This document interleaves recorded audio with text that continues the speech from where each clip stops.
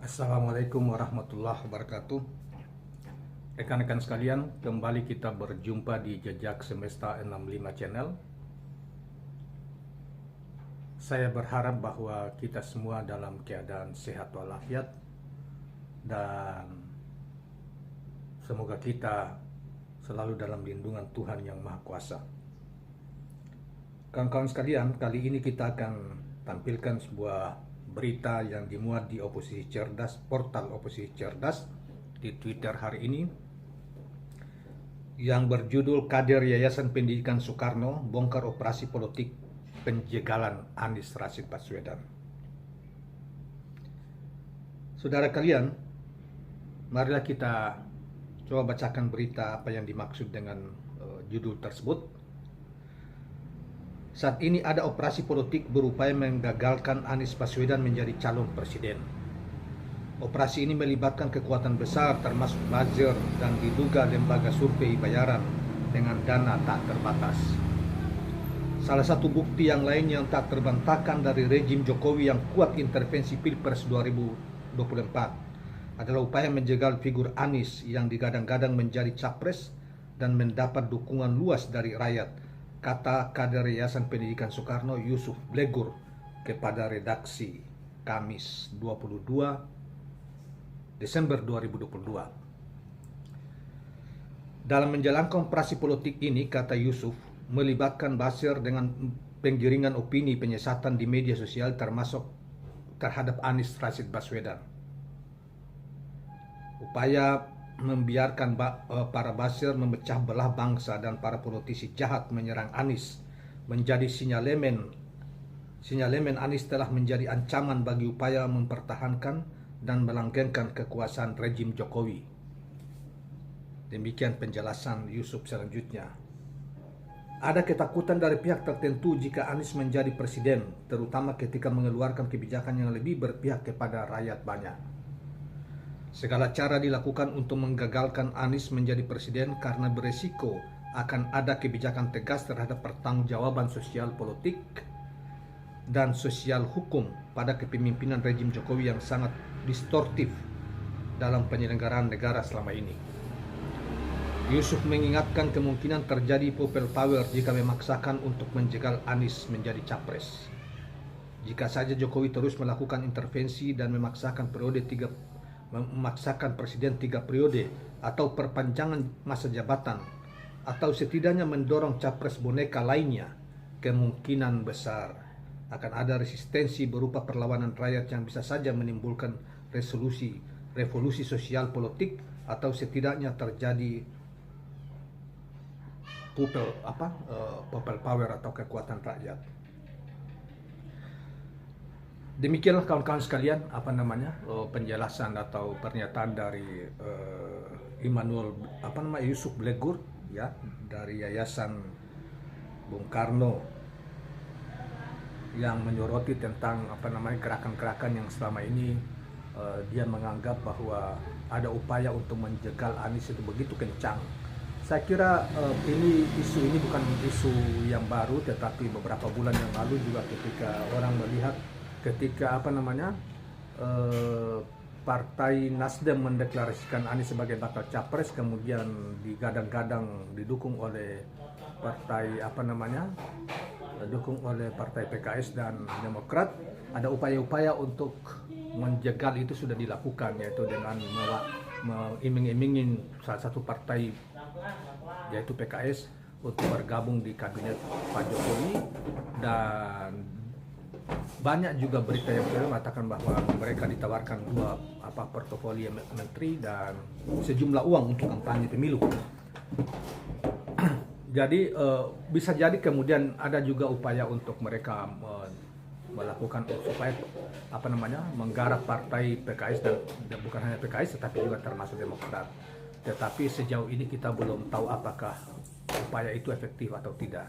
Karena dari pernyataan di berbagai media kita tahu bahwa insya Allah PKS dan Demokrat solid kepada Nasdem untuk mendukung pencalonan Anies sebagai calon presiden.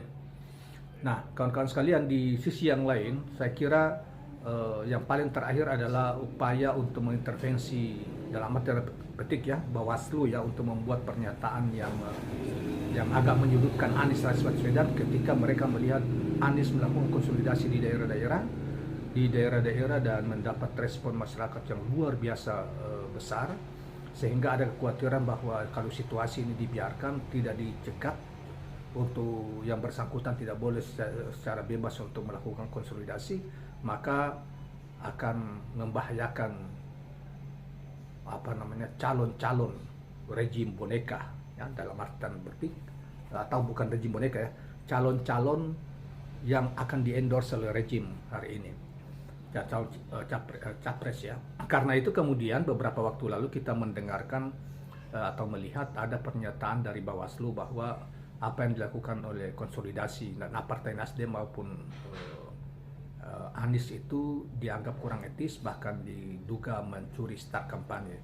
Tetapi pernyataan itu kemudian kalau kita lihat pernyataan dari ketua KPU ya, ketua KPU dalam penjelasan di Akbar Faisal Official itu jelas tidak seperti itu. Artinya ketua KPU mengatakan bahwa ini jadwal penetapan capres juga belum, Mas Anies juga belum apa-apa, dia sebagai capres atau masyarakat biasa. Jadi tidak ada sebetulnya, tidak ada masalah. Sampai kepada setelah ditetapkan atau tetapkan jadwal kampanye Pilpres misalnya di tahun depan, akhir tahun depan, itu baru tidak boleh, itu baru terjadwal. Kalau sekarang-sekarangnya apa yang dilakukan oleh partai dalam bentuk jalan sehat, kemudian berkumpul berdiskusi dengan masyarakat, itu bagian dari sosialisasi, masih di luar kerangka jadwal kampanye, atau sehingga tidak bisa dikatakan sebagai mencuri start kampanye, tetapi sekaligus juga dianggap tidak etis. Semua boleh melakukannya. Itu yang dikatakan oleh ketua KPU. Tetapi Bawaslu ini kelihatannya masuk angin, dan inilah bahaya sebetulnya kalau dan masuk anginnya itu dapat juga kuat karena ada intervensi atau semacam desakan dari rejim. Beberapa waktu lalu misalnya orang kemudian ribut juga bahwa karena ada salah satu partai yang diduga itu lengkap yang tidak memenuhi syarat, kemudian dianggap dicegal untuk tidak lolos. Karena itu juga dianggap tidak lolos di dalam verifikasi. Itu juga dianggap oleh banyak orang bagian dari upaya pemerintah atau rejim ini untuk mengintervensi penyelenggaraan pemilu dalam rangka untuk tidak menginginkan partai tertentu untuk lolos dalam verifikasi. Ada pendapat seperti itu yang sebagaimana kita baca di berbagai media. Oleh karena itu saudara sekalian, dalam kaitan masalah Anies ini, kemudian cara lain survei berbayar yang mereka membangun opini seakan-akan Anies itu di bawah tentunya apalagi misalnya Yunarto Carta Politika, yang jelas Yunarto itu adalah tim suksesnya salah satu capres yaitu Ganjar, dan dia bagian dari rejim ini, bagian dalam pengertian walaupun tidak masuk dalam struktur pemerintahan, tapi dia dari dulu adalah bagian dari pembela dan pendukung rejim ini. Kemudian selalu menampilkan survei-survei yang menurut kita itu tidak masuk akal, bahkan itu tidak objektif, dari lebih pada upaya penggiringan opini karena pertama dia bukanlah seorang yang independen ya, melakukan survei, dia bagian dari dukungan terhadap rejim dan dukungan terhadap salah satu capres yang selalu dia menangkan, padahal survei-survei yang mengatakan bahwa capres yang dia menangkan itu sebetulnya sudah jauh. Yang kedua MSMRC ya, yang juga tidak dapat dipercaya. Kemudian ada beberapa lembaga survei yang lain yang diduga sejak awal tahun 2014 sudah bermain di ranah ini dan di lingkaran oligarki untuk mengejar kekuasaan dan harta. Nah, karena itu tidak bisa dipercaya. Tetapi saudara sekalian, ini selalu digaungkan dalam rangka apa? Untuk mendesak atau mempengaruhi publik. Yang kedua, mempengaruhi partai politik supaya partai politik mengikuti apa yang mereka bohongkan yang mereka katakan itu kan bohongkan itu.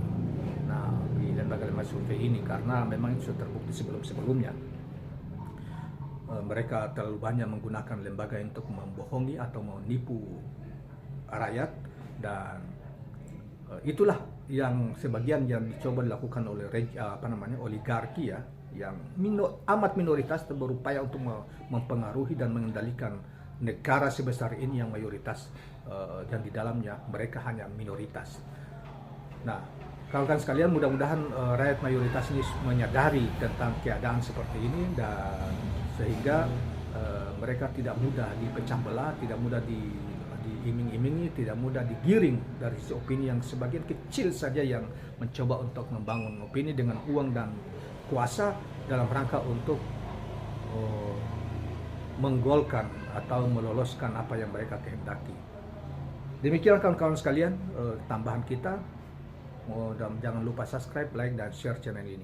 Assalamualaikum warahmatullahi wabarakatuh.